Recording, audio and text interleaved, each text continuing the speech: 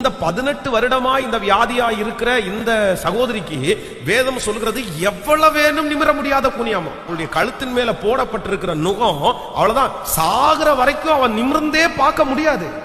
சூழ்நிலையில இந்த ஜெபத்துல யாரோ இருக்கலாம், பாஸ்டர் நான் எவ்வளவு வேணும் நிமிர முடியாம நான் இருக்கிறேன், என்னுடைய தலை குனிஞ்ச வாழ்க்கை, இனி நான் தலையை நிமிரவே முடியாது, எங்கேயுமே நான் தலை காமிக்கவே முடியாது, அந்த அளவுக்கு என் தலை குனியப்பட்டது. அப்படிதான் இந்த அம்மா 18 வருஷமாய்.